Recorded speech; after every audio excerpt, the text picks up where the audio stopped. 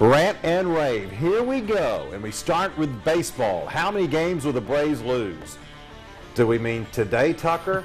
Tomorrow? They're going to lose a lot of games. If they finish 500 for the rest of the year, they're going to be like at 72 and 90. I don't know if they're going to get to 70 wins. This is getting bad, and they have more road games.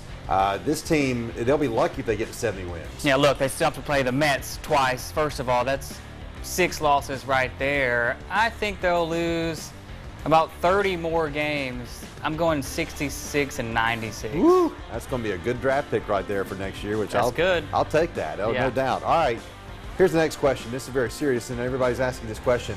Will Georgia find a quarterback? Where is the quarterback at Georgia? They've got 3, and I don't know if they're any good. Yeah, they'll find one, Tucker, but is that a good thing or not? The big thing is, can they find one before September 19th against South Carolina? I'll say yes, and I'll take the safe bet and say Bryce Ramsey, even though I'm not so sure. Does it really matter? Do you think it really matters?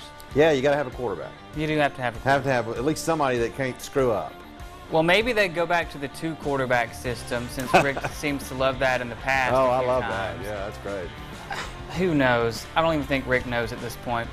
Obviously, he doesn't. When the best quarterback is still in high school in the state of Washington, you know you're in trouble. All right, number 3, can Georgia Tech win the ACC? It pains me to say this. The answer is yes, they can. Florida State looks down a little bit. Clemson could be good if Deshaun Watson stays healthy.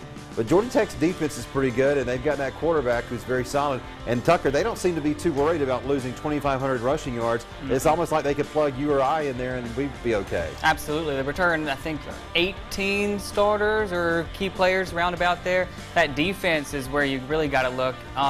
All but I think 1 or 2 key players are back on the defense, and Justin Thomas really looked good. Paul Johnson told me a few months ago, hey, we're the only team in the state that's won a BCS Bowl in the last few years. So, Okay. they're cocky. Yeah. Oh, yeah, he is. Definitely. All right. Number 4, who on the Falcons needs a good training camp for the rest of the month of August? Well, I'm going to go with Vic Beasley. He's the top pick, of course, for them, number 8 overall last May, and I think the rookie needs to step up, and they got to brush that passer. We're trying to find out who's going to step up at running back. The last few years we've talked about, yeah, the Falcons like to throw the ball, but you got to run the ball in the NFL. I think so anyway. Tevin Coleman, we'll see what he can do. He's been out with a hamstring injury. Interesting to see what he can do, trying to get some reps before the season starts. They got to find a running back. No doubt about that. All right, we are a day away from high school football. The first week of the End Zone, we'll see you on Friday night during the 11 o'clock news for our first week of action, and Tucker will be with Bleckley County and Dodge County for the game of the week. Can't wait. We'll see you then.